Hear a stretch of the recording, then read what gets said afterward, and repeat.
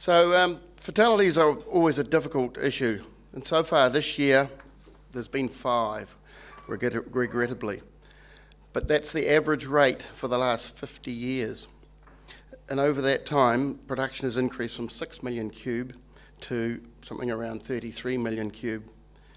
So industry fatalities at harvest are trending down on production basis, but not on numbers.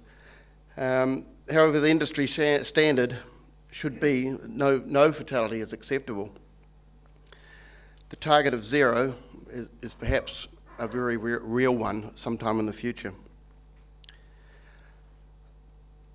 I believe that the forest industry, historically, up until, I don't know, a few years back, 6 or 7 years ago, they did definitely maintain a very low profile, and that's the way they liked it. But the industry was not seen in a good light by government or by many in the public. It was that other industry that nobody seemed to know much about. And some considered it to be rather a basket case. And then 2013 came along, and we had 10 deaths, and you'll all remember the really bad press and media stuff. It was almost on TV every night that forestry had killed another person. The late Helen Kelly got involved then, and she really got quite vocal, and a number of people in the senior people in the forest industry saw that they had to step up and do something. And Bill McCullum was the person who fronted that at that stage. So something had to be done so that we could maintain our licence to operate, or otherwise activities were going to be pretty badly curtailed. So that led to an independent forestry review, which was funded mostly by FOA with a small contribution from the Farm Forestry Association. The contractors were also involved in it. And after, about a year of deliberation and quite a bit of money going to a very, very good panel and a very, very good review, there was the Forest Industry Safety Council was set up, and just so happened that the levy had come in at that stage, and it meant it could be funded by the levy and also leverage funding from participation from ACC and WorkSafe. So without levy funds, this would not have been possible. There was, yeah. Sorry. So that graph shows the fatalities per year on the blue and the slowly increasing production over time. And the 2013 is that last spike. So Forest Industry Safety Council is the first true tripartite industry body in New Zealand. So we get industry with owners and contractors. We got government with ACC and WorkSafe, and also workers and unions and individual workers. And this is a pretty unique organisation for the government. And the forest industry has moved from being a basket case to now being held up by government, showing what can be done in form of cooperation.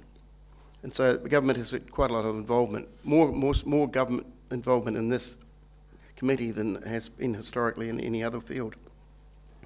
So the Safety Council has a mandate to work collaboratively on health and safety across the full plantation sector. So the structure. So we've got a governance board, the Safety Council itself. It has an independent chair, Dame Alison Patterson, and 11 members. So there's 2 owners groups. Bill McCullum and Warwick Forum are currently the forest owner representatives. There's 1 from Farm Forestry, which is Don Wallace. There's 2 contractors, 1 from ACC, 1 from WorkSafe. And initially we had the CEO of WorkSafe on that board for a couple of years. And that's how important they saw the Safety Council. And then two workers. And Fiona Ewing is the National Safety Director who runs the day-to-day operations. Under that, we have a operations advisory group, and that's a core group of industry members who are experts in health and safety, they're managers or contractors. They develop the work program and decide what's to happen. Underneath that, which actually do the jobs, the technical advisory groups. And there's a number of these. It seemed to be they were growing like mushrooms for a while, but it's sort of been brought under control now. SafeTree is their website, which is the repository for all the safety information in the programs. That's one area of a group. We've got contractor certification, regulation, which does the code of practices, worker recruitment and retention, training and high-risk certification for individual certification, and we've got crew management and leadership. So from the levy board, there's around $500,000 go into FISC, and there's a similar amount of money comes from ACC and WorkSafe, and a hang of a lot of volunteer input, particularly at the technical advisory group from the forest industry. The current focus, individual competency, that's certification of individuals, certifying that they are competent and up to the task. As at September 4, there were 156 tree fellers and 16 breaker out certified. This program has only been going for, I think it's less than a year.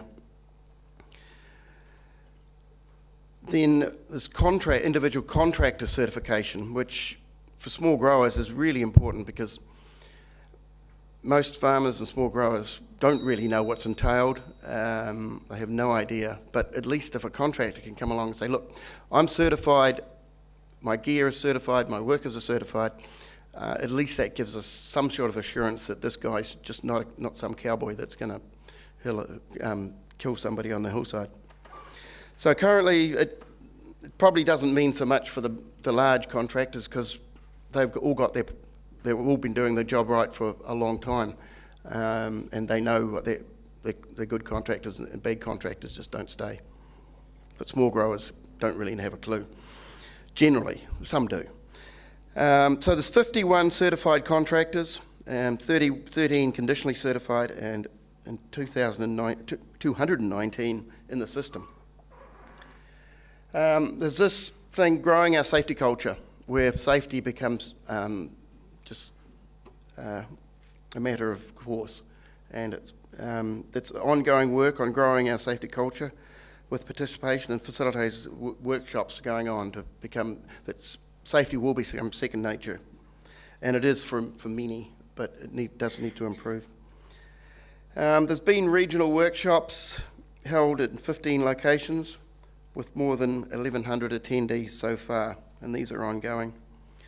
There's a national health program with Dr. Tom Mulholland advising on health options and healthy lifestyles and healthy diets and drinks and such like.